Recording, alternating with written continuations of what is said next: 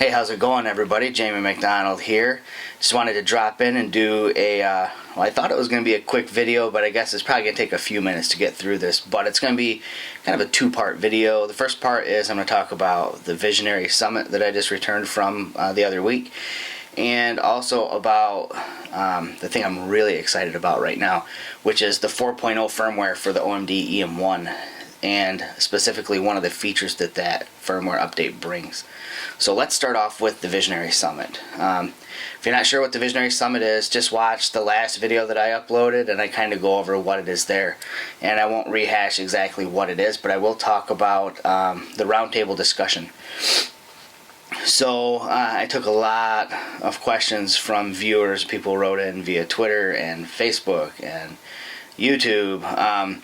And I kind of combined everything into a big spreadsheet so that I could kind of calculate out like what the top feature requests were from people. And you know, there's a pretty large majority of people are requesting naming of the my sets. So that was once again brought to the roundtable discussion. You know, and again, you know, I can't give you like exact specifics of things that are said there. But again, I think that there's going to be a lot of forward progress as far as like things like the my sets and maybe the menu structure, things like that. I know that there's a lot of push for changes in those.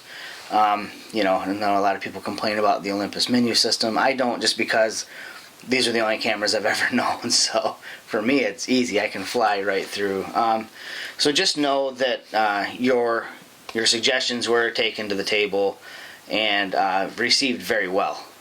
So it's not like, you know, I went in and said, hey, these are the things people are interested in, and they were like, yeah, whatever. That's not really the case. It was very well received, documented to a T in specifics, the things that were submitted to me, and I think that they like that. I think they like that they're not only getting feedback from the members of the Visionary program, but they're getting feedback from you know, from the end user. It's kind of like this free, you know, survey that I conduct, you know, and I can bring it to the table, you know, and I showed them the numbers of how many people had submitted their ideas, their feature requests, or their suggestions, and I think they're pretty blown away by that. So big, huge thank you from you guys, you know, for taking the time to put out there, you know, what it is that you're interested in. And so if you don't watch Mirrorless Minutes, the podcast, and, you know, the video show that I do with fellow Trailblazer Mike Banning, I suggest you do that. I'll put a link to it in the description below, because we talk a little bit about the summit in our last episode. But I will tell you that a couple cool things that I can talk about. The 300 millimeter, it's not this fairy tale thing that only exists in mock-ups. It's real. I've shot with it. You know, I'm pretty sure it was a pre-production unit, you know. Serial numbers weren't existing on the product, but I did get to shoot with it, and I literally have goosebumps. It is a badass lens. It is freaking ridiculously sharp, and not only is it sharp, it has the ability to focus really close, you know, like the 40 to 150. You know, in all honesty, aside from using it for wildlife, like, you know, birds and deer and things like that, I could see people chasing butterflies and macro type subjects with it. I seen 30 by 40 prints that were prints that were run from an EM1 that was shooting with the new 300 millimeter f4, and good lord, stunning detail in these prints. That lens is gonna be, man, I know I probably say that about every lens, but seriously, that's gonna be like a big deal, especially for the wildlife shooters. And I don't know what all sports shooters necessarily need. I don't know if 300 millimeters is too long or not. I mean, I can see it for surf shooting without a doubt, you know, activities where people are way offshore.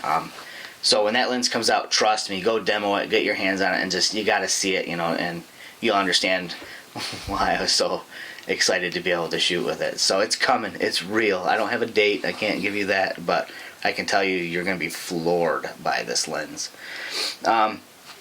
Another thing too, this is something I get asked about all the time, and if I have my notes correct from the meeting, I'm allowed to talk about it and say that it's coming. Merchandise, branded merchandise. Man, I get requests weekly. Hey Jamie, where can I get a hat? Hey, do you know where I can get a t-shirt? And I've done my best in the past to try to tell people, that I'll forward their information off to my contacts at Olympus, and I know a few of you have gotten merchandise that way.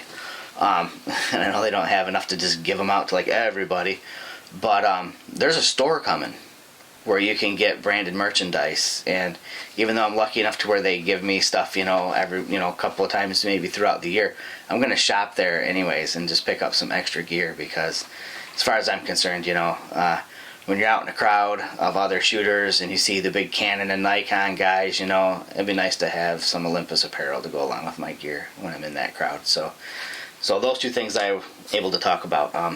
300 millimeter, it's real. They actually have physical copies of it, and I and some of the other people in my group were able to shoot with it, and it's phenomenal. Branded merchandise, that's coming. That's cool. Super stoked about that. Don't have a hard date for you on that, but very, very, very, very soon. Something else. I've seen things. I've seen things. I've seen some things that have me. Olympus always keeps me excited about the direction that they're headed with product, but I've seen a few things that just have me really amped, and I can't go into any more detail than that. I will just say that, trust me, they continue to just do it right. Sorry, it's like crazy loud outside tonight. We just got fresh snow, so it seems to amplify all the sound out there. But yeah, I got sidetracked easy. So yeah, there's some things coming. 2016 is going to be just a killer year for Olympus. If you're wondering about making the transition into Micro Four Thirds system, man, now is the time to do it, because the future is just freaking cool. Okay, so I'll stop going on about that. Just know that your voice was heard and appreciated greatly by the members of the engineering R&D people that come over from Japan to hear us talk. So yeah, that's good. 300 millimeter, awesome. Merchandise coming, clothes, hats, probably bags, things like that. Really cool. 2016, new products coming. Gonna blow your mind with them.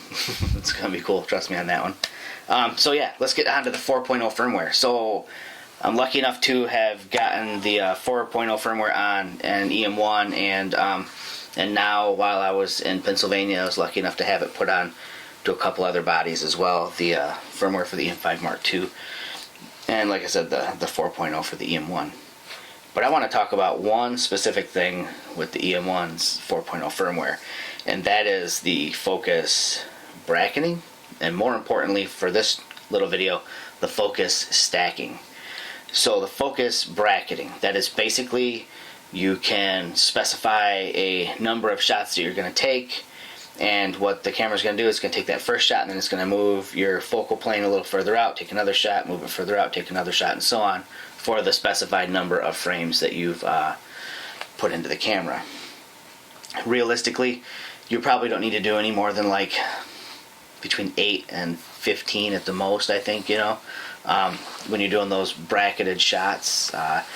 Anything more than that, and the software that's used to blend them together, whether it's Helicon Focus or Photo Merge in Photoshop, I think they can struggle a little bit if you get too crazy with the number of bracketed shots. But just know that the ability is there to stretch it way beyond the 8 to 15 or so bracketed shots.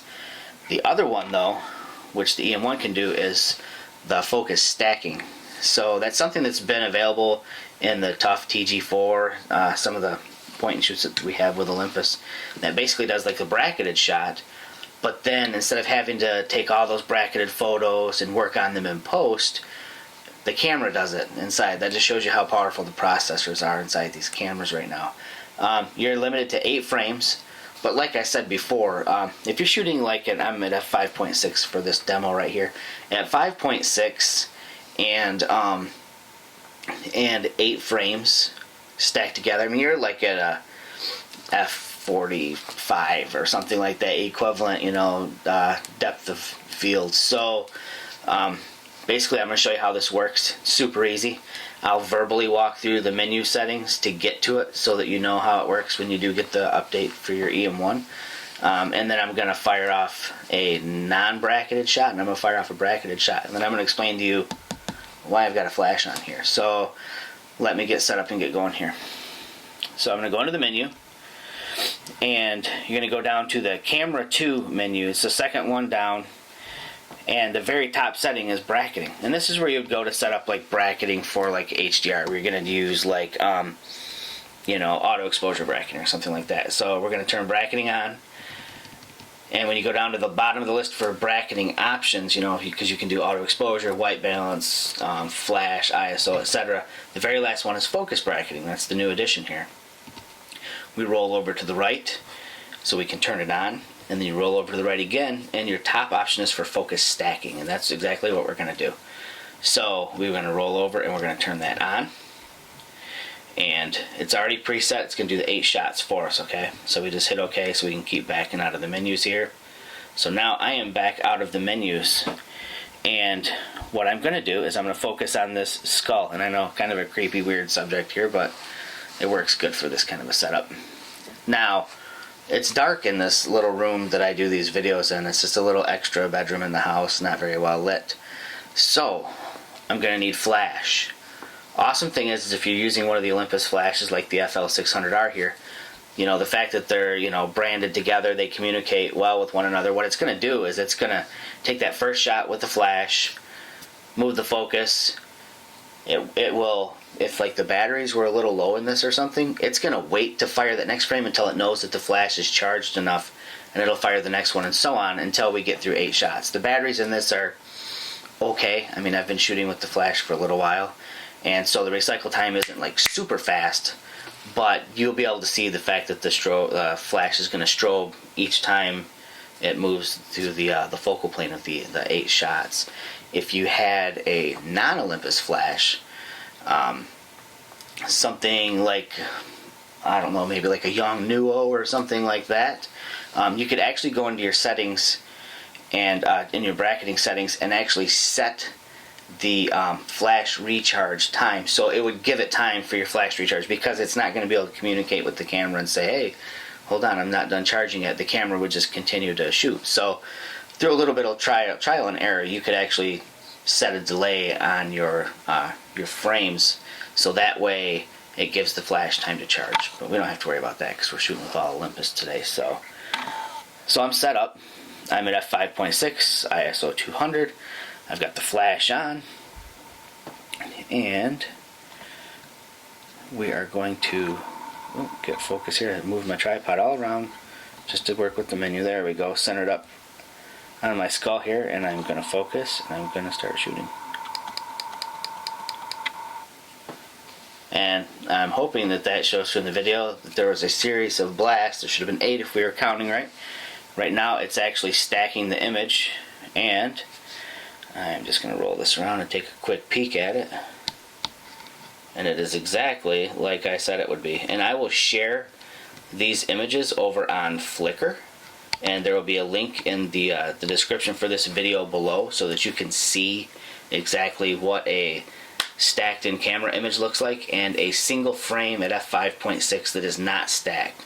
So you can see what the benefit of having this focus bracketing and focus stacking really is. And it is, I'm telling you, super cool. And not just for macro, keep that in mind. So this is something that will work really well for landscapes. You're wanting to get your foreground in focus and your background, and you want your whole scene in focus. Here's a way to do it right here: focus stacking or focus bracketing. So if you've got any questions, drop them below.